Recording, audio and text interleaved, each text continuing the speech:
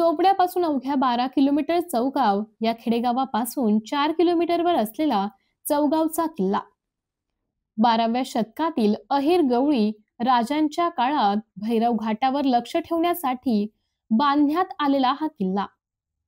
हिरवाईने नटलेला सुमारे 900 वर्षापूर्वीचा हा किल्ला आजही सुस्थितीत आहे.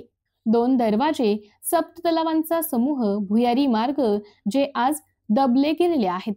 सुमारे 10 गुंठ्यात आजही तग धरून उभा असलेला गवळी वाडा, तटबंदी, बुरुज, पडक्या अवस्थेत असलेली आई भवानीचे मंदिर आणि शाही वाहन काळातील अखंड दगडात कोरलेल्या लेण्या ही अवशेष आहेत. वाहत येणाऱ्या 3 नाल्यांचा संगम आहे, म्हणून त्याला त्रिवेणी संगम व मंदिराला त्रिवेणी महादेव मंदिर असे म्हणतात. हिरवाईने नटलेल्या या परिसरात रानहळद, सफेद मुसळी, लाल गुंज, जंगली कांदा, कडू खुळा इत्यादी आयुर्वेदिक औषधी, तर टेंभुर्णी, कटोरले, बेल, हिरडा, बेहडा, आवळा, करवंद, गवळींचे फळ, धामण इत्यादी रानमेवा चाखायला मिळतो. तसेच या परिसरात नीलगाय, अस्वल, मोर, घोरपड, रानडुक्कर, ससा, कोल्हा, हरिण, वानर, तडस इत्यादी जंगली प्राणी आढळतात.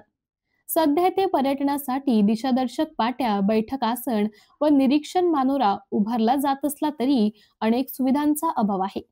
रस्ता, पाणी पिण्यासाठी स्वच्छ पाणी, लाईट, पर्यटकांसाठी निवास, किल्ल्याला पायऱ्या, पडलेले मंदिर, ढासळत चाललेल्या तटबंदी, बुरुज व अवशेष दुरुस्ती होणे आवश्यक आहे. अन्यथा हा ऐतिहासिक वारसा पुढच्या पिढीसाठी शिल्लक राहणार नाही. किल्ल्याला पर्यटनाचा दर्जा मिळावा व प्रादेशिक पर्यटन विकास विभाग व वनपर्यटन मधून निधी मिळून हा ऐतिहासिक वारसा जपला जावा.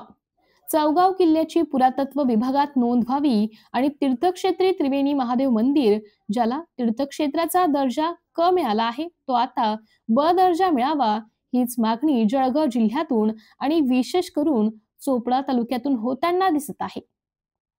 MDTV न्यूज साठी तालुका प्रतिनिधी सतीश पाटील, भडगाव.